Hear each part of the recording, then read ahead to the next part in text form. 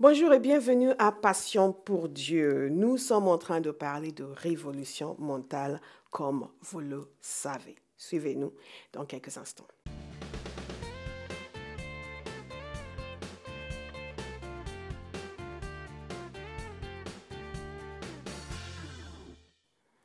Révolution mentale. Nous avons besoin de changer notre manière de penser et dans les segments précédents, nous avons déjà évoqué les différents schémas de pensée que vous voyez ici sur nos panneaux et que vous pouvez regarder plus tard encore et méditer sur les différents éléments que nous avons indiqués. Mais pourquoi changer notre manière de penser? Certains diront, oui, mais je suis déjà chrétien, je suis né de Dieu, je suis sauvé. Je vais vous lire un petit passage ici dans Romains chapitre 1. Il nous a dit au verset 21 que les hommes sont inexcusables, que ayant connu Dieu, ils ne l'ont point glorifié comme Dieu. Ils ne lui ont point rendu grâce, mais ils se sont égarés dans leurs pensées. Et leur cœur, sans intelligence, a été plongé dans les ténèbres. Ça, c'est l'état de la pensée humaine en désobéissance envers Dieu. Plus tard encore, c'est détaillé au verset 28. Comme ils ne se sont pas souciés de connaître Dieu, Dieu les a livrés à leur sens réprouvé. Pourquoi nous avons besoin du renouvellement de notre intelligence? Parce que le sens de l'homme à la base est réprouvé pour commettre des choses indignes.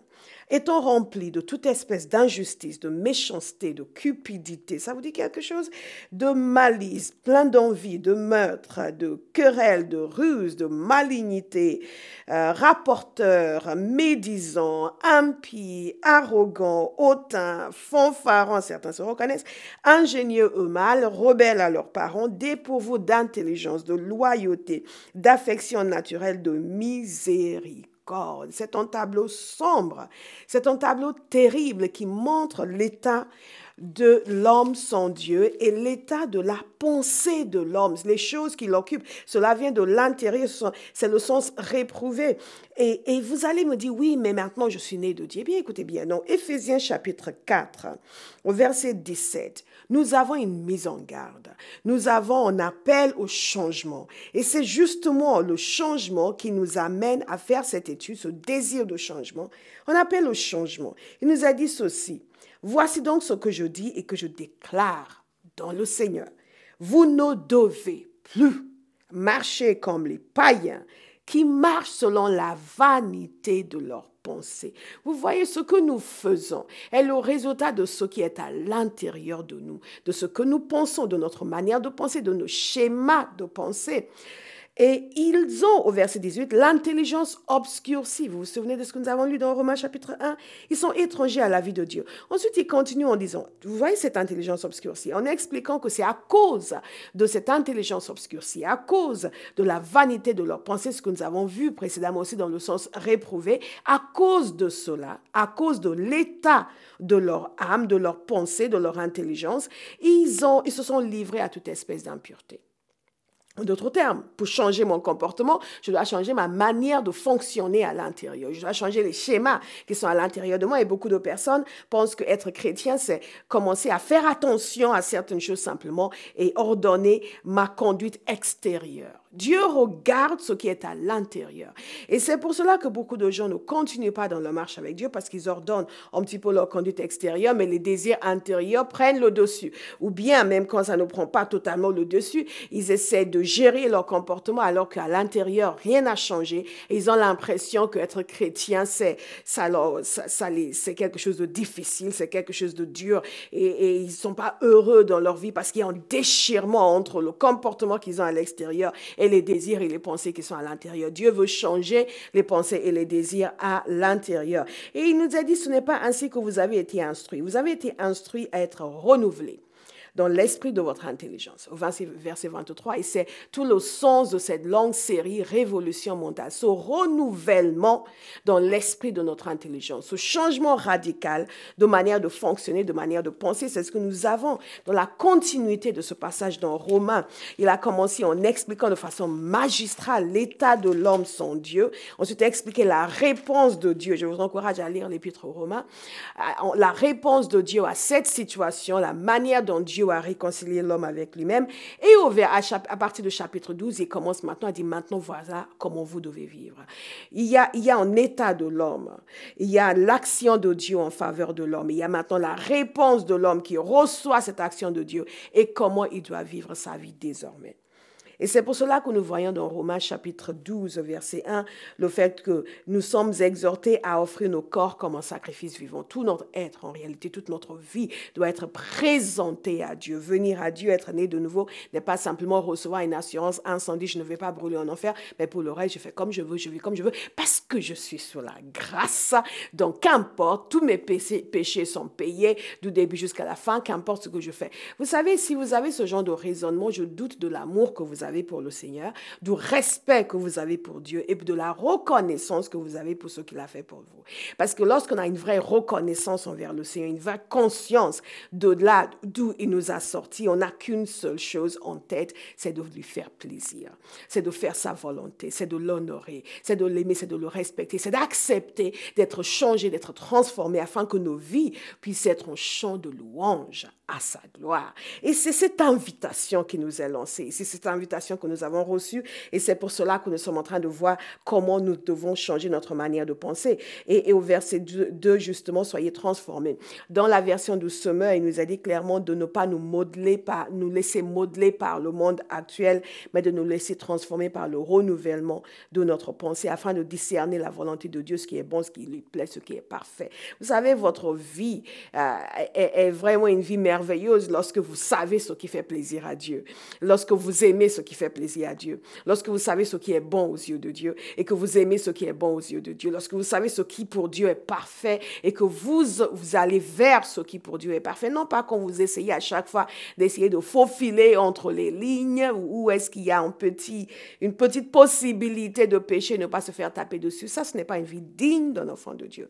La vie digne d'un enfant de Dieu, c'est cette vie où nous sommes changés constamment et nous commençons à penser comme Dieu pense, parler comme Dieu parle, agir comme Dieu agit. Et ces choses du passé, la cupidité, l'incrédulité, la méfiance, l'infériorité, l'orgueil, le matérialisme, le jugement, la crainte, l'angoisse, le rejet, la rébellion, l'insécurité, toutes ces choses progressivement disparaissent et sont remplacées par la confiance, la victoire, le courage, la capacité, la pureté, la justice, la joie, la bonté, le pardon, l'amour. Rien qu'en les disant, ça me met le sourire au visage. Imaginez, lorsque vous êtes comme ça, vous vivez comme ça, quel plaisir ça peut faire au Seigneur. Et c'est ce faisant, en renouvelant notre intelligence, que nous arrivons à savoir quelle est la volonté de Dieu.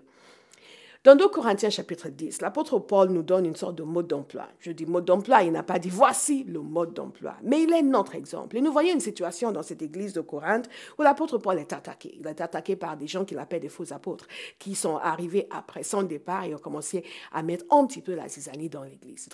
Et ils ont commencé à critiquer Paul et à le traiter de tous les noms. Et Paul répond d'une façon très intéressante. Et dans sa réponse, il y a des éléments ici qui sont importants pour nous pour pouvoir saisir comment nous devons renouveler notre intelligence, changer notre manière de penser et notre manière de nous conduire. Il dit ceci parce qu'il accuse de marcher dans la chair selon les affections naturelles, selon les pensées charnelles, les pensées humaines. Et il dit ceci, si nous marchons dans la chair, nous ne combattons pas selon la chair. Nous marchons dans la chair, pourquoi ?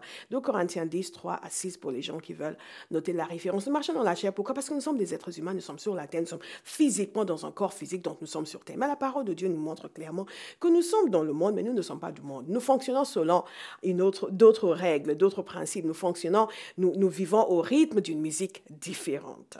Et il ne faut jamais oublier cela. Et il dit ceci, nous marchons dans la chair. Certes, nous sommes dans un corps physique, nous vivons dans un monde physique, mais nous ne combattons pas selon la chair.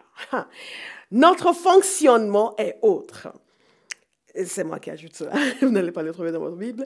Car les armes, au verset 4, avec lesquelles nous combattons ne sont pas charnelles, mais sont puissantes. Si j'étais dans mon église, je dirais, répétez après moi, puissantes. Et puissantes, faites-le à la maison.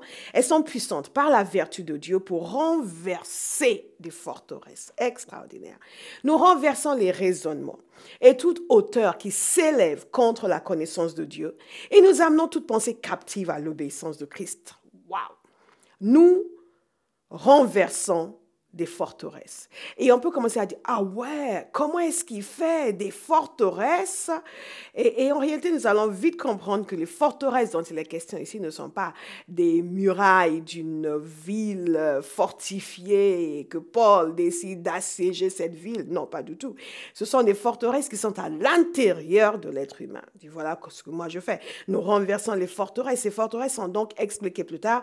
Nous renversons les raisonnements et toute hauteur qui s'élève contre la connaissance de Dieu. Dans la version de ce mot, il parle de tout ce qui se dresse prétentieusement contre la volonté de Dieu, la connaissance de Dieu. Et nous amenons toute pensée captive à l'obéissance de Christ. Ce que nous devons voir ici, c'est que nous avons des schémas de pensée qui sont des forteresses et qui s'opposent à la connaissance de Dieu, qui s'opposent à la volonté de Dieu. C'est la raison pour laquelle dans Romains 12, il nous a dit que nous devons être transformés par le renouvellement de notre intelligence et au fur et à mesure que notre intelligence est renouvelée, que ces forteresses tombent, que ces pensées sont amenées captives à l'obéissance de Christ, que nos raisonnements changent et que les faux raisonnements et les raisonnements qui s'opposent à la connaissance de Dieu sont, au fur et à mesure qu'ils sont décapités et qui sont renversés, qu'est-ce qui se passe? Nous commençons à mieux comprendre ce que Dieu veut. C'est merveilleux. Et c'est pour vous et c'est pour moi. Ce qui est intéressant ici, que l'on voit d'emblée, c'est le langage guerrier. Cette terminologie guerrière que l'apôtre Paul utilise. Nous ne combattons pas selon la chair. La vie chrétienne est une vie de combat. Non pas un combat dont l'issue n'est pas connue. Ce qui est merveilleux, c'est que l'issue est connue parce que Jésus a gagné. Mais nous devons imposer l'obéissance à nous-mêmes et imposer l'obéissance au diable. Pourquoi imposer l'obéissance à nous-mêmes? À cause de ce que nous venons de voir. Le fait que, vous savez, nous étions tout ça dans Romains chapitre 1, livrés à la cupidité, à la médisance, à la méchanceté, cette panoplie malheureuse de comportements néfastes. Mais nous ne sommes pas nés de nouveau. Nous ne sommes pas réconciliés avec Dieu parce que nous avons changé. Nous sommes réconciliés avec Dieu parce que Jésus, qui n'était pas affligé par cela, a pris notre place, a pris notre punition et nous a offert le salut. Vous voyez, nous étions des gens cupides, remplis de malice, d'envie, de meurtre, de querelle, de ruse, de malignité, rapportant, médisant, impies, arrogants, hautains, fanfarons. Oh mon Dieu! Tout ça, et nous le sommes restés. Sauf que Jésus est passé par là. Il nous a offert son pardon gratuitement. Mais maintenant, ces penchants, ces tendances, il y a certaines choses qui disparaissent. Je n'ai plus envie de voler. Waouh, c'est super. Depuis que je connais le sien, waouh, je n'ai plus envie de prendre la drogue. Dieu a enlevé ça de moi, extraordinaire. Mais vous savez, la grande partie de ce qui constitue le schéma de pensée en moi n'a pas changé. Je suis toujours quelqu'un qui est rempli de cupidité et de malice. Quelqu'un est en train de me regarder et dit, ouais, je me reconnais. Est-ce que ça veut dire que je ne suis pas né de Dieu? Non. Ça veut dire que j'ai reçu le salut gratuitement, le pardon gratuitement, alors que je ne le méritais pas. Et c'est toute l'humilité du chrétien que de dire, maintenant que j'ai reçu gratuitement le pardon et que Dieu m'a donné une nouvelle nature, je vais enlever ce vieil homme et revertir l'homme nouveau et travailler au renouvellement de l'intelligence pour que toutes ces choses maintenant disparaissent totalement de ma vie, alors où j'étais jaloux avant, plus de jalousie, rempli d'amour et de grâce. Mais ce qui est merveilleux, c'est que le potentiel est là, la capacité est là, le nouvel homme est là. Il faut simplement laisser partir l'homme ancien, le vieil homme, et laisser le nouvel homme prendre toute la place, parce que l'Esprit de Dieu est maintenant venu et l'Esprit de Dieu va agir en moi, mais il demande ma coopération. C'est pour cela que ce que nous allons voir sur la manière de procéder au renouvellement de l'intelligence est tellement important. Donc, nous voyons cette terminologie guerrière. Nous comprenons donc qu'il y a un combat. Il y a une bataille à livrer. Cette bataille est à livrer par rapport à notre intelligence, notre manière de penser. Cette bataille est aussi à livrer contre le diable parce que nous savons qu'un des moyens par lesquels le diable attaque les chrétiens, c'est par la suggestion, les pensées, les idées bizarres qu'il insuffle dans la tête des gens. Et pas que les chrétiens, tout le monde d'ailleurs. Tout le monde, c'est comme ça qu'il pousse les gens à pécher. Nous avons aussi un combat à livrer contre le péché. Et nous avons, ce qui est dit ici est très fort, nous avons des armes. Et ces armes sont puissantes en Dieu. Et c'est merveilleux. Parce que beaucoup de personnes, et je parle à quelqu'un aujourd'hui qui jusque-là disait, oui, moi je sais, j'ai toutes ces pensées, j'ai ces attitudes, mais je voudrais m'en débarrasser, mais je ne sais pas comment, je n'arrive pas. Vous pouvez y arriver. Vous pouvez y arriver parce que ce n'est pas vous qui le faites. Si vous ne connaissez pas encore le Seigneur Jésus, vous ne pouvez pas y arriver. Vous ne pouvez pas y arriver tout seul parce qu'il faut que votre nature soit changée. Il faut que la vie de Dieu vienne en vous. Il faut que l'Esprit de Dieu vienne en vous parce que c'est lui qui va agir en vous avec votre coopération, bien entendu, pour que tout cela soit changé. Et quelqu'un qui dit, je suis chrétien, mais je comprends, je n'arrive pas. Vous y arrivez. Pourquoi? Parce que la parole de Dieu nous dit ici que nous avons des armes et que ces armes sont puissantes en Dieu. Et il faut saisir cela dès le départ. Il y a un combat, mais nous avons les armes et nos armes sont puissantes. Alors, qu'est-ce que vous voulez? Si vous allez en guerre, vous n'allez pas être effrayé parce que l'ennemi est puissant. Si vous savez que vous êtes plus puissant que l'ennemi, si vous savez que vous avez l'artillerie, vous avez tout ce qu'il faut pour mener la guerre et pour réussir. Et ce qui est extraordinaire, c'est que là, nous n'avons pas à nous regarder nous, mais nous avons simplement à regarder à Dieu. Dieu en est capable, donc nous en sommes capables en Christ. Nos armes sont puissantes. Et ici, il parle de renverser. Donc, nous avons les armes et nous connaissons aussi l'issue. L'issue qui a été déterminée par Dieu, c'est la victoire. Parce qu'il dit nous renversons. Ce n'est pas nous allons essayer de renverser. Nous allons voir si nous pouvons renverser. Nous renversons. Nous le faisons et ça marche. Le renouvellement de l'intelligence est possible. Le renouvellement de l'intelligence, ça marche. Les forteresses peuvent tomber. Les mauvais schémas de pensée peuvent tomber. Et le mot qui est utilisé ici, c'est le mot qui veut dire démanteler. Vous savez, lorsque, par exemple, vous êtes en train de démanteler des murs ou des bâtiments, vous voyez les grues qui sont en train de pour faire tomber, pour que tout disparaisse. Et un jour, il y a un bâtiment immense qui est là et vous les voyez agir. Un jour, vous passez par là, waouh, il n'y a plus rien. Tout est rasé. Nous démantelons. Dieu va agir en vous. Et je déclare sur vous aujourd'hui que ces mauvais schémas de pensée vont disparaître au nom de Jésus. Et les raisonnements, les arguments, les logiques, la perception des choses, une vision des choses qui ne correspond pas à la volonté de Dieu, les pensées vaines, les pensées qui se dressent prétentieusement contre Dieu. Et le résultat, c'est que toutes les pensées sont amenées captives à l'obéissance de Christ, que tout notre schéma de pensée va commencer à correspondre à la manière dont Dieu pense. Donc, nous savons que c'est un combat. Nous savons que le combat est gagné d'avance par Jésus. Nous savons que nous disposons donc des armes nécessaires, que ces armes sont puissantes et ces armes sont efficaces. Dans 2 Corinthiens 6, verset 7, il y a une petite énumération de quelques-unes de nos armes. Il est question de paroles de vérité, de la puissance de Dieu, des armes offensives et défensives de la justice. Nous connaissons Éphésiens chapitre 6, et si vous ne connaissez pas, lisez Éphésiens 6, de verset 11 au verset 18. Il nous est dit, revêtez-vous de toutes les armes de Dieu. Dieu a des armes. Dieu a des armes. Je répète, Dieu a des armes et ces armes sont à votre disposition. Un enfant de Dieu n'est pas démuni, dépourvu, livré à lui-même, à la merci de mauvaises pensées, à la merci du diable. Non, il y a un moyen de changer notre manière de penser. Si ce n'était pas possible, Dieu ne nous dirait pas de le faire. Dieu est très raisonnable, il est très logique. Il nous dit de faire ce que nous sommes capables de faire. Et je veux que quelqu'un commence à dire, c'est fini. Ces mauvais schémas de pensée vont disparaître de ma vie.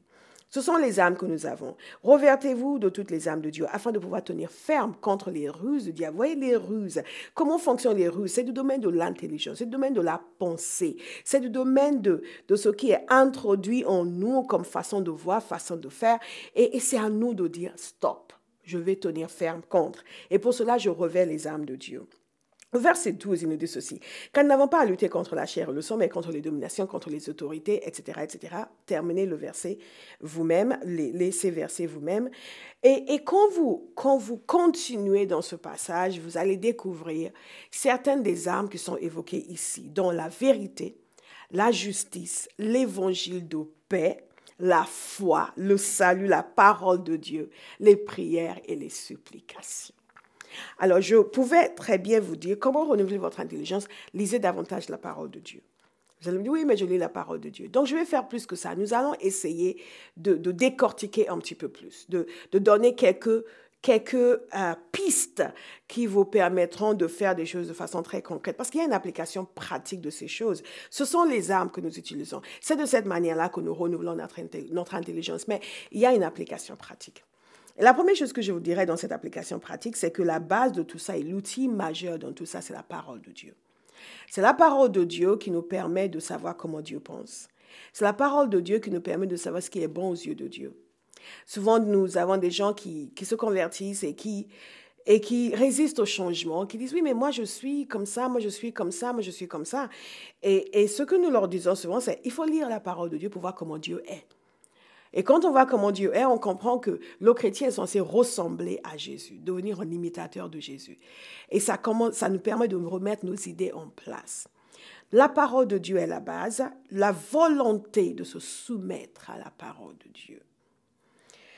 L'action du Saint-Esprit. Le Saint-Esprit nous est indispensable.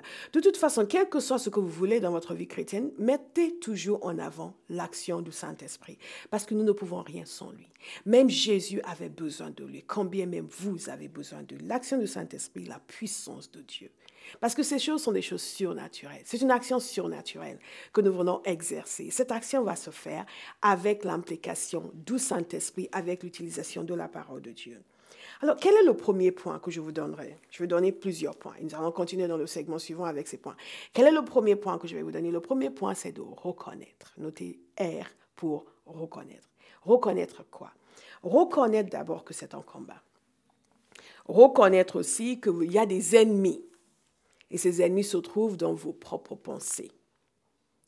Et souvent, nous combattons les ennemis extérieurs. Mais les ennemis intérieurs, nous les laissons tranquilles et en place.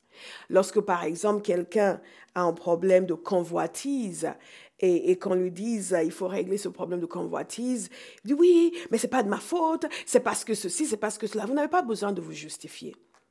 En réalité, vous n'avez absolument pas besoin de vous justifier parce que Dieu sait.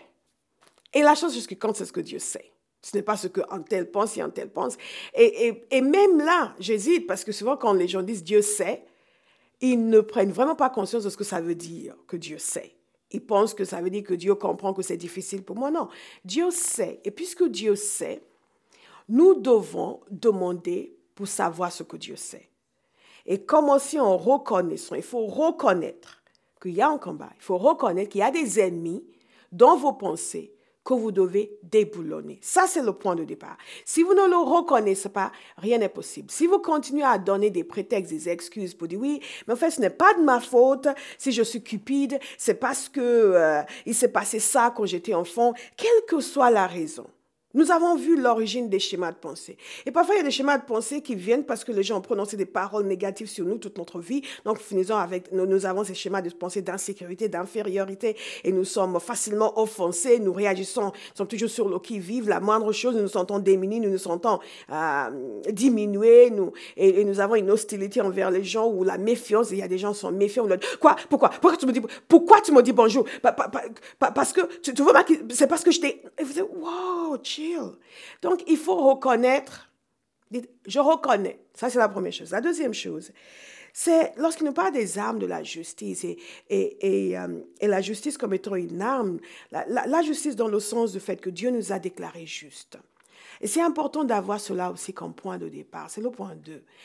La conscience du fait que nous sommes la justice de Dieu en Christ Jésus. Que ce n'est pas un tribunal qui va conduire à notre mort. Nous n'allons pas être exécutés en réglant ce problème. Beaucoup de personnes se sentent constamment condamnées, attaquées. Ne prennent pas conscience du fait que nous sommes devenus la justice de Dieu en Christ Jésus. Dieu nous a déclarés justes alors que nous ne l'étions pas. Il a effacé l'ardoise. Il a effacé ce qui était retenu contre nous. Toute cette cupidité, méchanceté, etc. qui nous plombait avant de venir à Jésus. Dieu a décidé de faire table rase, de faire comme si nous n'avions jamais péché. Donc comprenez cela. Cela donne une certaine assurance lorsqu'on commence à laisser Dieu nous travailler, nous changer. Et la condamnation disparaît parce que la parole de Dieu nous dit qu'il n'y a plus de condamnation pour ceux qui sont en Christ Jésus. Il n'y a plus de condamnation pour ceux qui sont en Christ Jésus et qui marchent avec Dieu. Vous comprenez? Quand vous êtes avec Jésus, vous n'avez plus besoin de vous sentir condamné. Romains 8. Il n'y a donc maintenant aucune condamnation pour ceux qui sont en Jésus-Christ. En effet, la loi de l'esprit de vie en Jésus-Christ m'a affranchi. Vous êtes affranchis de la loi du péché et de la mort. Vous êtes affranchis. Donc, cette conscience d'avoir été déclaré juste, cette conscience d'être en bonne relation avec Dieu, cette conscience du fait que travailler sur ces choses ne va pas entraîner la condamnation. Les gens ont peur d'être condamnés. Ils disent, oui, je ne suis pas cupide. Oui, non, il n'y a pas de perversité. Non, il n'y a pas de... Non, je n'ai pas de crainte, je n'ai pas de peur, laissez-moi, je n'ai pas peur. Et parce qu'ils ne sont pas conscients du fait ils ont été déclarés justes. Non pas parce qu'ils le méritent, justement, ils ne le méritent pas. Mais parce que Dieu, dans sa miséricorde, waouh, est venu pour nous. Nous qui n'étions pas un peuple, nous sommes devenus le peuple de Dieu. Nous qui étions des étrangers, nous sommes devenus les gens de la maison de Dieu. Prenez conscience de cela. Et au fur et à mesure que vous méditez la parole de Dieu, la conscience de cela va grandir en vous.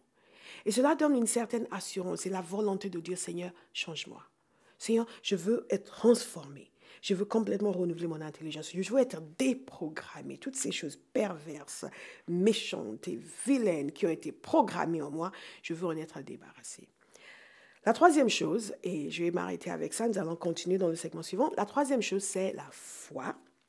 Engager le combat dans la foi. La foi est une des armes que nous avons en Christ.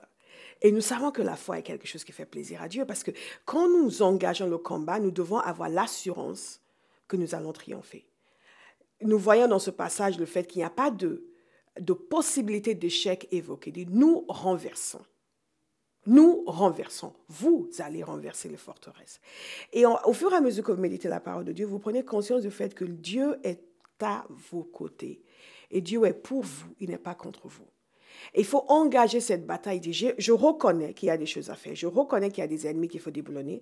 Je reconnais aussi que je suis la justice de Dieu en Christ Jésus. Je reconnais que je ne suis plus sous la condamnation et qu'en dépit du fait que j'ai des schémas de pensée négatifs, je ne suis pas condamnée et diminuée, mais je suis disposée à laisser Dieu travailler ces choses en moi. Et la troisième chose, c'est que je vais engager cette bataille. Je m'y mets.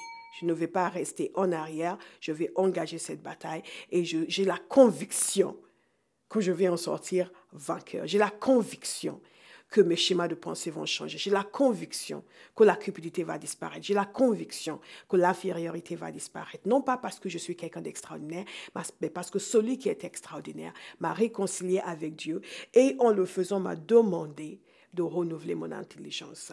Que Dieu vous bénisse. Nous allons continuer par la suite.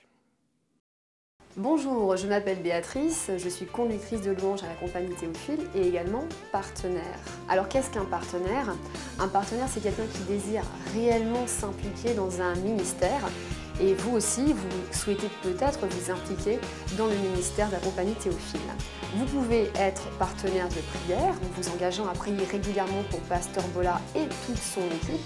Et vous pouvez aussi être partenaire financier en nous soutenant ponctuellement ou régulièrement. Pour cela, il suffit d'aller sur la rubrique partenariat de notre site. Et vous êtes nombreux. Vous êtes nombreux à nous écrire de différentes nations, du Tchad, du Liban, de l'Algérie, de l'Afrique du Sud, de l'Angleterre. C'est vraiment merveilleux de savoir que nous pouvons apporter l'Évangile dans tous ces pays et de savoir que nous sommes une bénédiction pour vous. Alors si vous aussi, vous souhaitez y participer, vous savez ce qu'il vous reste à faire. Que Dieu vous bénisse.